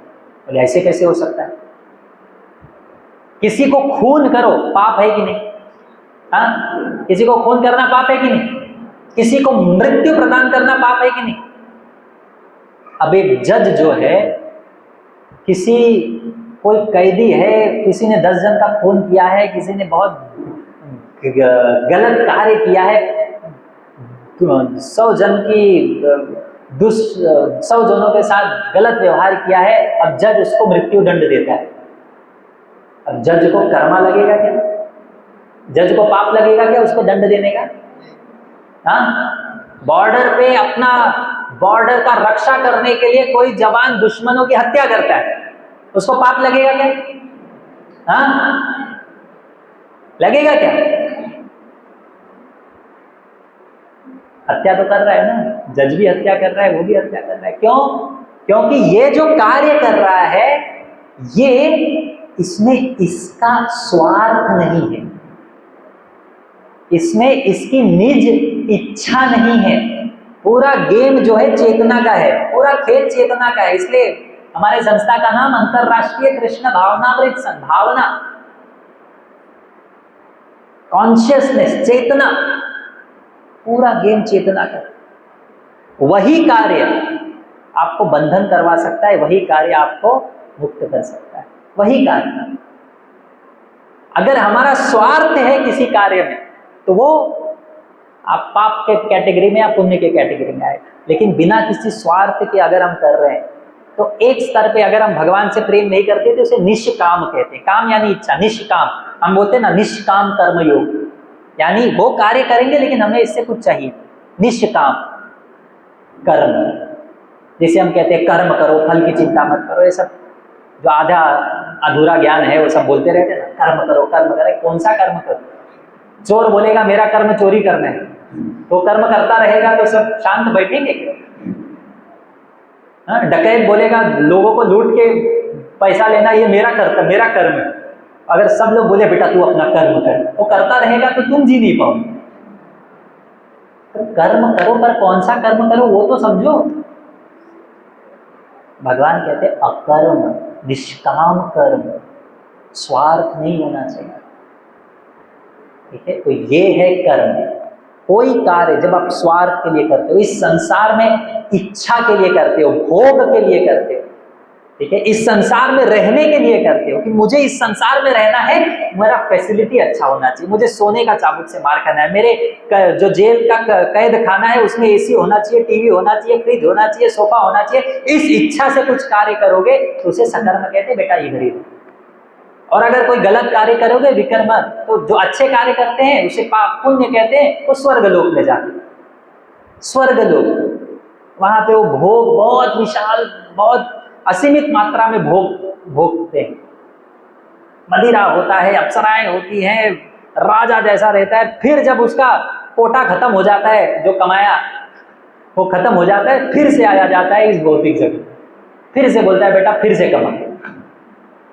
कमा लिया ना, किसी ने बहुत कमाया, फिर गया किसी ट्रिप पे, आउटिंग पे, तो जब तक पैसा है तब तक वो मजा करेगा। स्विट्जरलैंड में गया, कहीं पे कुल्लू मनाली गया, जब तक पैसा है मजा करेगा, पैसा खत्म फिर आ जाएगा काम कर।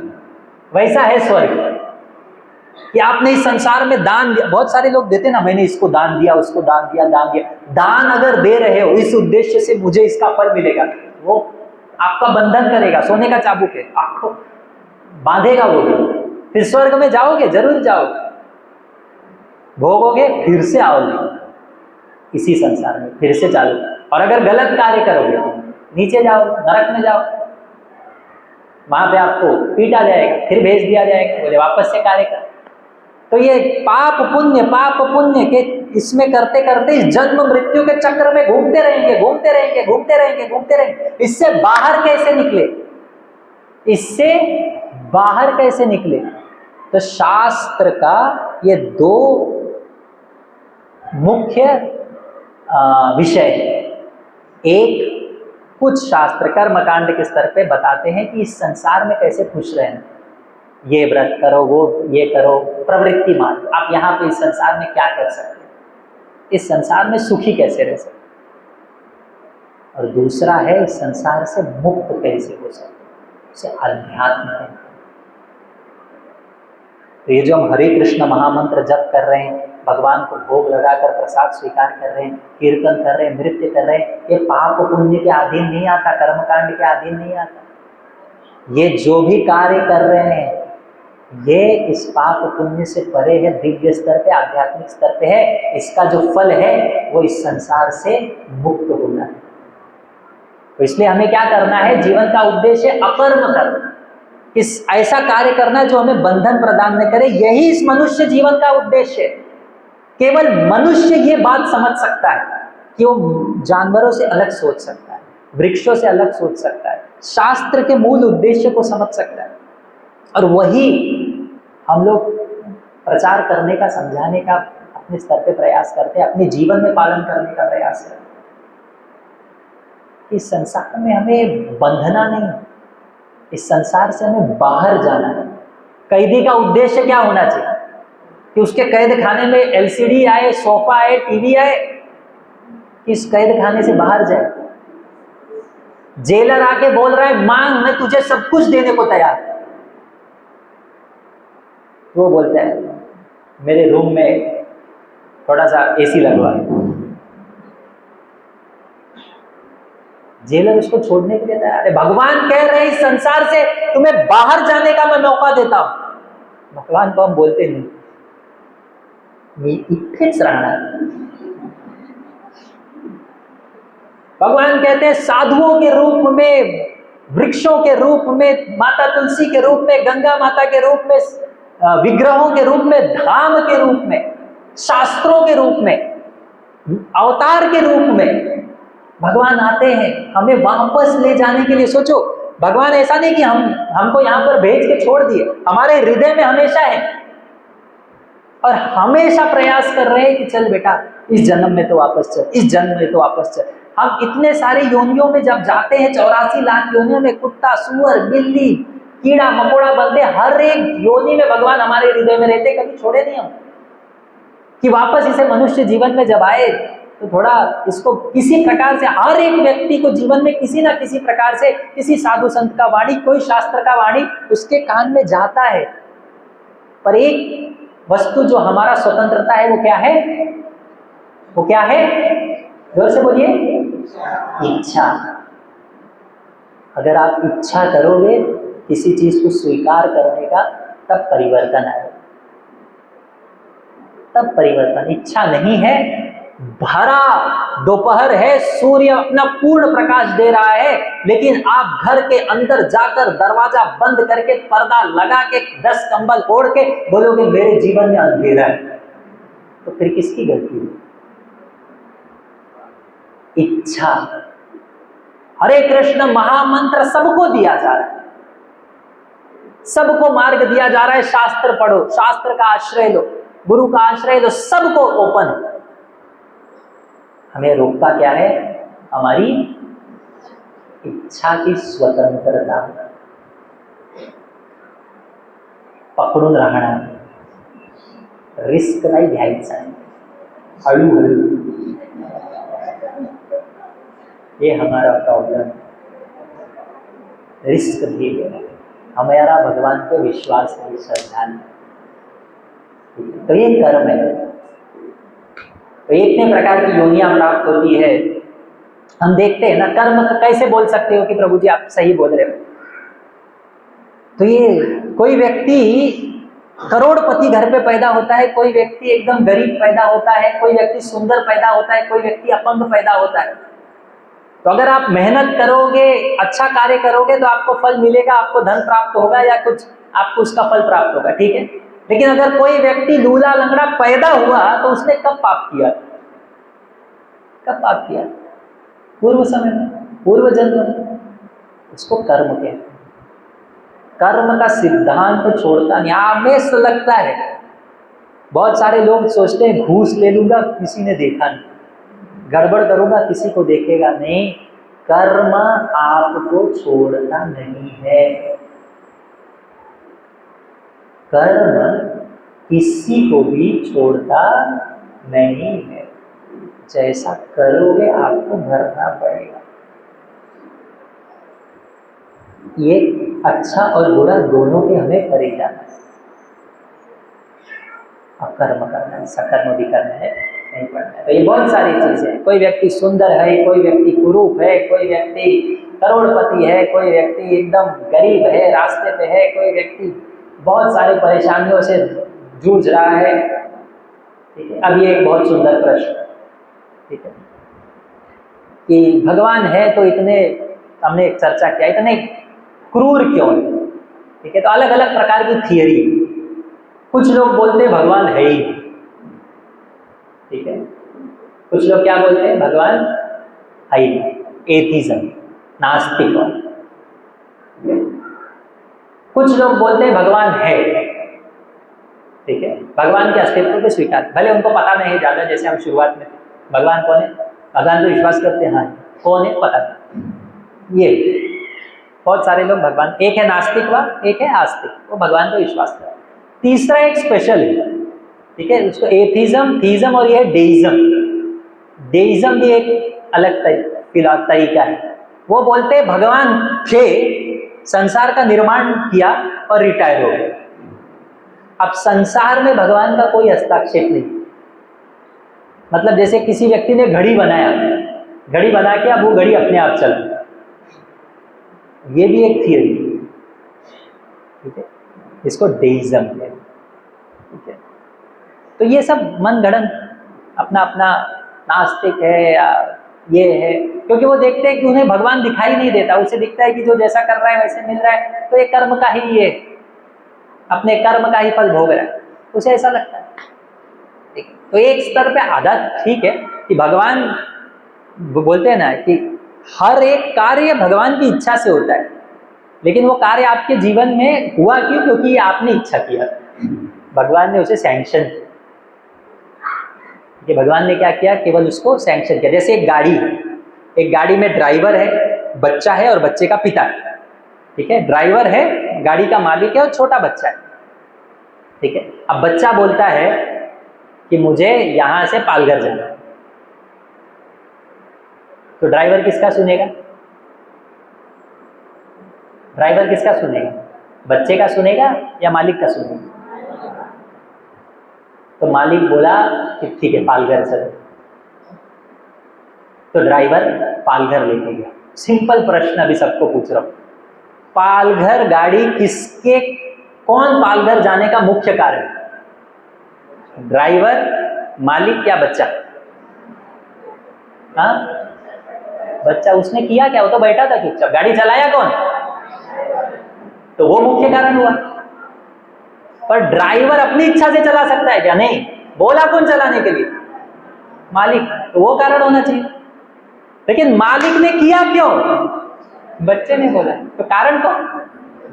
तो उसी प्रकार से भगवान, प्रकृति और जीव, जीवात्मा हम, भगवान और प्रकृति, हम इच्छा करते हैं कि मुझे धन चाहिए, ऐश्वर्य चाहिए, मुझे ये चाहिए। भगवान प्रकृति को बोलते हैं इसको दे, और प्रकृति हमें प्रदान करती है, और फिर उसका फल मिलता है, चाहे अच्छा या बुरा, उसका भोगते हैं। तो इसका कारण कौन हुआ? भगवान, प्रकृति? नहीं, एक प्रकार से दोनों कारण है, लेकिन भगवान बोलते हैं मैं कुछ नहीं, जो ये यथा मां प्रपद्यन्ते, जो जैसा करेगा वैसा भरेगा। मैं सिर्फ मेरी इच्छा के बिना प्रकृति आपको कुछ नहीं दे सकती, उस मालिक के इच्छा के बिना ड्राइवर कुछ नहीं कर सकता। तो ड्राइवर गाड़ी चला रहा है, मालिक सैंक्शन कर रहा है, लेकिन इच्छा कौन कर रहा है? हम, जीवात्मा। और यही इच्छा को परिवर्तित करने के लिए संगत चाहिए। इसी इच्छा, अभी तक हमारी इच्छा क्या है? इस संसार में भोगना है। अभी तक हमारी इच्छा क्या है? इस संसार में आनंद लेना है। इसी इच्छा को परिवर्तन करना, परिवर्तित करना कि ये इच्छा से मैं भगवान की सेवा करूं, इस संसार के जन्म मृत्यु चक्र से बाहर जाओ, इस पाप पुण्य के झंझट से बाहर निकलो, इस इच्छा को उत्पन्न करने के लिए संगत लगता है। संगत में हमें भगवान को प्राप्त करने की, अपने धाम जाने की, भगवान के अपने वास्तविक घर जाने की इच्छा निर्मित हो, इसलिए हम इसे सत्संग कहते हैं। सत्संग में इच्छा उत्पन्न होती है, मूल इच्छा जो है वो हमारी उत्पन्न होती है। ठीक है, तो ये डेइज्म हेरोल्ड कुशनर था, इसके डिटेल में नहीं जाए। तो ये कहते थे, इनके एक पुत्र थे, वो एक बीमारी से उनकी मृत्यु हो गई थी। उनका नाम, उसको बीमारी का नाम प्रोजेरिया। व्यक्ति बहुत जल्दी बूढ़ा हो जाता है। ठीक है, तो उसको मृत्यु जब हो गई तो उन्होंने बोला कि भगवान या तो सर्वशक्तिशाली है या तो सर्व कृपालु है। अगर भगवान कृपालु है तो फिर सबको मरता हुआ देख रहा है, दुख देख रहा है, लेकिन उसको सुधारने की शक्ति नहीं, तो भगवान के पास शक्ति नहीं। शक्तिशाली है तो फिर कृपालु नहीं, क्योंकि इतने लोगों को वो दुख दे रहे हैं। अब ये कैसे समझे, यही बेसिक फिलॉसफी कैसे समझे कि भैया अगर दुख भोग रहा है तो उसकी इच्छा से भोग रहा है, जेल में गया तो उसकी इच्छा से गया। ठीक है, तो उन्होंने ये पुस्तक लिखा था, why good bad things happen to good people. तो आगे इतने सारे दुख है, हमने ये सब चर्चा किया। ठीक है, कंफ्यूजन, ये भी एक कुछ नास्तिकवाद लोग ये भी थियरी लाते हैं कि भगवान नहीं है, फिर क्या अपना मन गढ़ंत थियरी बनाते कि पूरा सृष्टि कैसे निर्माण हुआ, चिंगारी से वो पहला थोड़ा एक दूसरे से मिले, बिजली जैसी कोई निर्माण हुआ, और उसके पश्चात पहला जीव उत्पन्न हुआ, फिर धीरे धीरे धीरे धीरे बड़ा बड़ा होते गया, फिर जल के लोग आए, फिर जल और जमीन दोनों पे रहने वाले आए, फिर आकाश में उड़ने वाले आए, पेड़ों पे रहने वाले आए, फिर मनुष्य आए, फिर मनुष्य पहले बंदर जैसा था, फिर धीरे धीरे धीरे धीरे मनुष्य बन गया। ऐसे लाखों करोड़ों सालों में ऐसा होता गया। Darwin theory. हम अपने बच्चों को मार मार के सिखाते हैं, पढ़, एग्जाम में लिख, क्या हमारे वंशज बंदर थे, हम सिखाते हैं। सिखाते कि नहीं सिखाते? यही तो हमारा शिक्षण है। क्या? ठीक है, तो भगवान कहते हैं देखो मेरे लिए सब समान है, मेरे लिए सब, सममोहन सर्वभूतेषु न मे द्वेष्टि न च प्रियः। ये भजन्ते तु माम भक्त्या मयि ते तेषु चाप्यते, मेरे लिए सब समान है। ठीक है, एक पुलिस के लिए जो कुछ नहीं करा वो पुलिस से नहीं डरेगा, चोर डरेगा। भगवान के मेरे लिए सब, कोई मेरे पास आना चाहता है मैं उसको वो सुविधा प्राप्त करूंगा, प्रदान करूंगा। जो मुझसे दूर रहना चाहता है, ठीक है भैया दूर रहना चाहता है, उसमें जो अच्छे से कार्य करके पुण्य करके अच्छा सुखी रहना चाहते हैं उसको प्रदान करूंगा। दुखी रहना चाहते हैं उसको वो दंड मिलेगा उसके ऊपर। ठीक है, अभी लास्ट सेक्शन जो आता है कि हमें फाइनली क्या करना है, प्रैक्टिकल एप्लीकेशन। प्रैक्टिकल एप्लीकेशन का अब हम पूरा संक्षिप्त में शुरुआत से लेकर अभी तक हम सार समझेंगे। तो सबसे पहला, मैं कौन हूं? हम लोग कौन है? हम क्या है? जीवात्मा। शरीर है क्या? मन बुद्धि अहंकार है क्या? नहीं। क्या है? जीवात्मा। कहां से आए? आध्यात्मिक जगत से। वहां से आए, सब लोग समझ गए इतना? ठीक है, अभी कहां पर है? भौतिक जगत, इस भौतिक जगत, प्रकृति। ठीक है, जीवात्मा, ईश्वर, प्रकृति। ठीक है, तो इस प्रकृति, तो इसलिए इस प्रकृति में हमें क्या मिलता है? दुख। ठीक है, तो इस प्रकृति को किससे तुलना किया गया है? जेल से। ठीक है, और यहां पे आने का किसका दोष है? भगवान का? हमारा? हमारे पास ऐसी क्या शक्ति है जिसके कारण हम यहाँ पे आए? इच्छा की स्वतंत्रता। तो अपनी इच्छा से यहां पर आए, वापस जाना है तो क्या करना होगा? इच्छा, इच्छा से यहां पे आए, इच्छा से ही वापस जाना होगा, लेकिन शुद्ध हो। ठीक है, अलग अलग प्रकार के शरीर क्यों मिलता है हमें? हमें अलग अलग प्रकार का शरीर क्यों मिलता है? हमारी कर्मों से, हमारी इच्छाओं से। जैसा कर्म करोगे वैसा फल मिलेगा। बहुत अच्छा पुण्य किया, बहुत ये किया, स्वर्ग लोक में जाओगे, उसके बाद 84 लोग योनियों में जाना ही पड़ता है, फिर नरक में जाओगे। जैसा कर्म करोगे वैसा भोगोगे। शास्त्रों में कहा गया है कुछ कुछ चीजें, किसी व्यक्ति को सोना बहुत पसंद है, सोता रहता है, वो भगवान बोले ठीक है बेटा भालू बन, सोता रहे तू। कोई व्यक्ति को दिन रात उसको क्या बोलते हैं, उसके लिए हर दिन संडे ही वो रोज खाना चाहता है, तो अगले जन्म में भगवान बोले तू शेर बन। ठीक है, यही खाते रहे, वही खाने की इच्छा है। कोई व्यक्ति अपना शरीर प्रदर्शन बहुत करना चाहता है, उसको बोलेंगे तू पेड़ बन, खड़ा रहे नंगा, जितना वर्ष खड़ा रहना। हर एक व्यक्ति को उसके कर्मों का अनुसार फल प्राप्त होगा। ठीक है, अब ये कब तक हम यहां पर रहेंगे? कब तक रहेंगे? जब तक हम सकर्म और विकर्म करते रहेंगे, जब तक हम अलग अलग प्रकार के व्रत, अलग अलग प्रकार के कार्य इसलिए करते रहेंगे कि हमें कुछ चाहिए, या फिर अलग अलग प्रकार के दुष्कर कार्य इसलिए करेंगे क्योंकि हमें यहाँ पे भोगना है। ये दोनों प्रकार के, चाहे सकर्म करो अकर्म करो, या अलग अलग प्रकार के शास्त्रों में लिखे हुए कर्म कांड के स्तर पर पाप या पुण्य करोगे तो इस संसार में रहोगे। तो कब तक चलता रहेगा? जब तक हम ये दो चीज करते रहेंगे। ठीक है, समझ गए? आगे क्या करना है? अभी क्या करना है? सबसे पहला चीज क्या है? क्या बदलना है? इच्छा। क्या बदलना है? इच्छा का निर्माण कैसे होगा? इच्छा, कोई भी इच्छा का निर्माण कैसे होता है? एक व्यक्ति, एक लड़का, बहुत सारे पेरेंट्स है यहाँ पे, आपका बच्चा कॉलेज जाता है, वो कब कुछ बच्चे सिगरेट पीना सीखते हैं, दारू पीना सीखते हैं। कैसे सीखते? हाँ, तो वो इच्छा दारू पीने की और सिगरेट पीने की इच्छा कैसे उत्पन्न होती है? हम लोग घर पे बोलते हैं ना बेटा अच्छा संगत रहे, अच्छा संगत ले, अच्छा संगत, बोलते रहते ना। क्यों? क्योंकि संगत में पहले क्या उत्पन्न होगा? इच्छा। इच्छा से क्या करेगा? वो विचार करेगा, विचार से कार्य करेगा, कार्य करेगा, बार बार आदत लगेगी, आदत लगेगी, उसका व्यक्तित्व बदलेगा। है कि नहीं? तो सबसे महत्वपूर्ण क्या है? इच्छा। इच्छा बदलो, व्यक्तित्व बदलेगा, परिणाम बदलेगा। तो परिणाम बदलना है तो क्या बदलना होगा? क्या बदलना होगा? इच्छा। इच्छा कैसे उत्पन्न होती है? कैसे उत्पन्न होती है? संगत। अच्छा संग लो तो कैसी इच्छा उत्पन्न होगी? अच्छा। बुरा तो इस संसार में अगर रहना है तो ऐसे लोगों से संगत करो जो इस संसार में रहना चाहते, और इस संसार से अगर मुक्त होना है, भगवत धाम जाना है, तो क्या करना होगा? सत्संग करना होगा। क्या करना होगा? हमें इस संसार के बाहर के व्यक्ति का लीला सुनना होगा।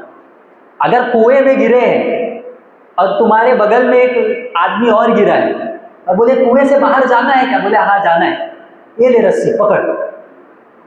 बोले तू भी तो कुएं में, बोले पकड़, रस्सी पकड़ के खींच, क्योंकि मैंने सुना है रस्सी पकड़ के खींचोगे तो कुएं से बाहर जाओ। अरे कैसे, दोनों कुएं में है तो तुम्हारा रस्सी पकड़ के वो कैसे कुएं से बाहर जाए? तो अगर आपको कुएं से बाहर जाना है तो ऐसे व्यक्ति द्वारा फेंका हुआ रस्सी पकड़ना रहेगा जो व्यक्ति कुएं के। तो हमें अगर इस संसार से बाहर जाना है तो श्रवण कथा सुनना होगा। किसका? जो व्यक्ति संसार के बाहर है, परे है, इसीलिए उसे परा शक्ति कहते हैं, भगवान को पर ब्रह्म कहते हैं। तो वो भगवान है, तो हम भगवान की लीलाएं सुनेंगे, भगवान को प्राप्त करने की इच्छा करेंगे, भगवान से प्रेम करेंगे, वो दिव्य नाम के प्रति रुचि रखेंगे, तब हमारी इच्छा होगी भगवत धाम जाने का, भगवत प्राप्ति करने का। तब इस संसार में का बंधन हमारे ऊपर नहीं लागू होगा। ठीक है, तो हमें क्या करना है? इच्छा। और इच्छा कैसे उत्पन्न होता है? सत्संग। इसलिए सत्संग बहुत आवश्यक है, उसमें कंजूसी नहीं करना चाहिए। हम ये जो प्रति सप्ताह यहाँ पे एकत्रित होकर सत्संग करते, कई लोग बोलते हैं अरे मुझसे नाम जप नहीं होगा, मुझसे ये सब चीज छोड़ा नहीं जाएगा। ठीक है, देखो हमारा उद्देश्य है कि हम लोगों को सत्य बताएं, जो उचित है बताएं। अब हर एक व्यक्ति का जिम्मेदारी है कि अपने स्तर को समझे। भगवान किसी को रिजेक्ट नहीं करता, एक प्रामाणिक साधु गुरु किसी को कभी रिजेक्ट नहीं करता, पर रिजेक्ट नहीं करने का अर्थ ये नहीं है कि उसे सच बात भी नहीं बताए। एक व्यक्ति कोई गलत कार्य कर रहा है, कोई बुरी आदत है, उसके जीवन में वो बुरी आदत कोटि कोटि जन्मों तक रहने दे, भगवान नहीं छोड़े, लेकिन कम से कम वो समझ के सत्य बताता रहेगा, कभी तो उसमें उद्दीपन होगा, कभी तो आगे बढ़ने का प्रयास करेगा। अगर कोई साधु आके बोले कोई गलत कार्य कर रहे हो, आप गलत चीज खा रहे हो, गलत चीज पी रहे हो, कोई बात नहीं, करते रहो, कोई बुरी बात नहीं, अगर ऐसा बोलेगा तो फिर वो काहे का साधु, काहे का? और सत्य बोलने लगे तो बोले बड़ी कठोर है, आर पार बोलते हैं, ऐसा कोई बोलता है? तो फिर क्या बोले? दारू पियो, क्या बोले? सिगरेट फूको, क्या बोले कि आप जीव हत्या करके खाते रहो, कोई बुरी बात नहीं? कैसे बोले? कैसे बोले? अब भले वो व्यक्ति छोड़ ना पाए, कुछ समय लगे, लेकिन कम से कम इच्छा तो करो, विचार तो करो कि आज नहीं 5 साल के बाद, 10 साल के बाद विचार तो करो, लेकिन किसी भी परिस्थिति में सत्संग मत छोड़ो, श्रवण करते रहो, सुनते रहो। अब जितना गहरा बीमारी उतना समय लेगा ठीक करने का। अब कुछ लोग सोचते हैं कि मेरी बीमारी बहुत बेकार है, थोड़ा ठीक हो जाओ तब दवाई दूंगा। ये कोई बुद्धिमानी है कि मैं इतना पतित हूं, मैं भगवान का नाम जप नहीं करूंगा, थोड़ा सुधर जाऊं तब नाम जप करूंगा? ये कौन सा लॉजिक है? अब आपका बीमारी, अगर हमारी बीमारी अगर थोड़ा बहुत गहरा है तो हमें ठीक होने को ज्यादा समय लग सकता है। इसका अर्थ है हमें दवाई लेते रहना है, सत्संग सुनते रहना है, श्रवण करते रहना है। समय ज्यादा लग सकता है, कोई बात नहीं, पर श्रवण नहीं छोड़ना है, सत्संग नहीं छोड़ना है, क्योंकि वो सत्संग में आज नहीं तो कल इच्छा निर्माण है। कोई लकड़ी होता है ना, आप एक सूखे लकड़ी को आग लगाओ झट से जल जाएगा, एक पत्ते को आग लगाओ झट से जल जाएगा। अब कोई लकड़ी है वो 10 दिन से बारिश में भीग रहा है, उसको वही अग्नि में डालो, जलेगा क्या? वो लकड़ी सोचे मेरा तो कुछ होने वाला नहीं, मैं वापस भीगता हूं, तो कभी जलेगा क्या? नहीं। अब वही लकड़ी को अग्नि में डालो, जलेगा नहीं, पर वो अग्नि में अगर 1 दिन 2 दिन 3 दिन, कभी तो जलेगा, कभी तो जलेगा। उस अग्नि का संगत छोड़ो, सत्संग छोड़ो, श्रवण करना छोड़ो। आज हमारा हृदय कठोर है, दोष से भरा हुआ है, हमारी कुछ आदतें हैं जो छूट नहीं पा रही है। सत्संग सुनते रहो, श्रवण करते रहो, करते रहो, करते रहो, इच्छा निर्माण। आज नहीं तो कल छोड़ो, कम से कम श्रवण करना छोड़ो मत, उसकी उत्सुकता छोड़ो। कितना समय लगता है यहाँ पे आके प्रत्येक सप्ताह में नियमित पूर्वक हृदय से श्रवण करना, और हम परिवर्तन देख सकते हैं, परिवर्तन हम देख सकते हैं। जो परिवर्तन शुद्ध मार्ग, एक हमने शुद्ध मार्ग प्रारंभ किया है, इस शुद्ध मार्ग को जिसने हृदय से स्वीकार किया है उसके जीवन में आप चमत्कारिक परिवर्तन देख सकते हो। चमत्कारिक, जो व्यक्ति एकदम बुरी आदतों में डूबा हुआ था बिल्कुल बदल के एक नया जीवन स्वीकार करता है, ये परिवर्तन आप देख सकते हो। ये चमत्कार नहीं है। आप किसी को जादू से एक फल निकाल के दे दो या फिर किसी का जीवन का विचारधारा बदल दो, कौन सा परिवर्तन है, कौन सा चमत्कार है? दूसरा वाला चमत्कार। ठीक है, तो हमें उद्देश्य जीवन का क्या है? हमें वापस से भगवत धाम जाना है। उसके लिए हमें क्या करना होगा? अकर्म करना होगा। तो हमने ये अकर्म के बारे में सुना है, बहुत सुंदर है। ये श्लोक आता है भगवत गीता में अकर्म को लेकर। यज्ञार्थात् कर्मणो यत्र लोकोयम कर्म बंधन तदर्थम कर्म कौन्तेय मुक्त संग समाज। ठीक है, कि आप कर्म करोगे, ऐसे भगवान के लिए कर्म करो, भगवान की प्रसन्नता के लिए जब कोई कार्य करते।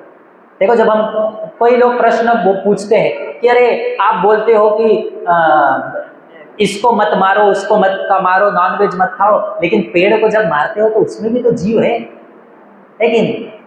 लॉजिक है। बहुत सारे लोग प्रश्न पूछते हैं। जब आप झाड़ू करते हो तो भी बहुत सारे कीटाणु मरते हैं, आप कुछ करते हो तो भी, आप छींकते हो तो भी जीव हत्या होती, आप कुछ उबालते हो तो भी जीव हत्या होती। ये जीव हत्या नहीं है क्या? हम करें तो गलत, आप करें तो बहुत अच्छा, ऐसा कैसे? बोले हर चीज का एक जीव होती है, वो भी पाप होता है।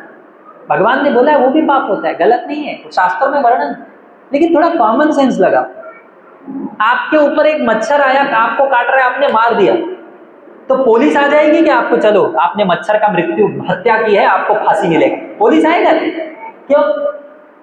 आपने बेगौन मार के 100 खटमल को मार दिया, तो पुलिस आएगा कि आपने 100 लोगों को मार डाला है, आपको फांसी होगा? आएगा? नहीं आएगा। कॉमन सेंस लगा। आप एक जीव जिसको वेदना है, जो रोता है, जो अपने प्राण के लिए तड़प रहा है, ऐसे जीव अलग है। वृक्ष जो है, फल जो है, पत्ता है, ये सब में जो पेन, जो दुख, जो वेदना है, उसकी जो समझ है वो नहीं होती, बहुत सूक्ष्म होती है, बहुत सूक्ष्म होती है। जैसे नाखून जीवित है या मृत है? जीवित है या मृत है? जीवित है, उग रहा है ना। आप काटोगे तो आपको दुखेगा क्या? नाखून काटते हो तो दुखता है क्या? नहीं। क्यों? क्योंकि इसमें दुख की जो समझ है वो नहीं है। बाल जीवित है या मृत है? उगता है ना, बढ़ रहा है, लेकिन बाल काटो तो आपको दुखता है क्या? नहीं। क्यों? क्योंकि उसमें उस दुख का समझ नहीं है। तो कॉमन सेंस है। आप बाल काटो और उंगली काटो, अंतर है कि नहीं? आप नाखून काटो, उंगली काटो, अंतर है कि नहीं? बाल काटो, गला काटो, अंतर है कि नहीं? कैसे आप बोल सकते हो कि वृक्ष काटना और किसी जीवन को मारना समान है? कौन सा लॉजिक है? मूर्खता है, मूर्खता है। तो भगवान के फिर भी शास्त्रों में वर्णन है, हर चीज में कर्म लगता है। आप जब आप वृक्ष से ले रहे हो, कुछ कर रहे हो, तो उसमें पाप लगता है। भगवान कहते हैं इस पाप से भी मुक्ति के, इसमें बहुत सूक्ष्म पाप लगता है, बहुत सूक्ष्म कर्म लगता है। इससे भी मुक्त होना है तो आप मुझे अर्पण करो। भगवान कहते हैं इससे मुक्त होना है। यज्ञ शिष्टा सिन्ह संतो भुज्यन्ते सर्व किल विषय भुंजते तो अघम पापम ये पचन्ते आत्म कारण। भगवान कहते हैं आप जब ये वृक्ष से कोई चीज लेते हो, इसमें जो सूक्ष्म थोड़ा बहुत पाप लगा है, जब उसे सुंदर आप पकवान बना के, भोग बना के मुझे अर्पित करते हो, तो वो पाप जो है मेरी कृपा से नष्ट हो जाता है, तो उसमें आपको पाप नहीं लगता। इसीलिए भोग लगाना भगवान को भोग लगाना, तुलसी पत्र डाल के प्रतिदिन हरे कृष्ण महामंत्र बोलते हुए भगवान को भोग लगाना अति आवश्यक है। केवल प्रसाद मात्र खाने से हमारे जन्मों जन्मों के पाप नष्ट हो सकते। भुंजते तो अधम पापम ये पचंती का आत्मकार। केवल तो भगवान को भोग लगाना कितना आवश्यक है, लेकिन भोग कैसे लगाओ? बाकी सब नहीं, आज काय बनवला है आज हे लावू शकतो का प्रभुजी? नहीं, भगवान को सतोगुणी जो लहसुन कांदा डाल के मस्त मसाला मार के भगवान तमोगुणी वस्तु नहीं लगा सकते। भोग लगाओ, भगवान को अर्पित करो। और भोग लगाने का तरीका नहीं कि हम पिज्जा पास्ता पकोड़ा कांदा पोहा खाए जा रहे हैं और भगवान को रामदाना डाल, 4 रामदाना 4 मिश्री भगवान मजा कर रहा है। कैसे?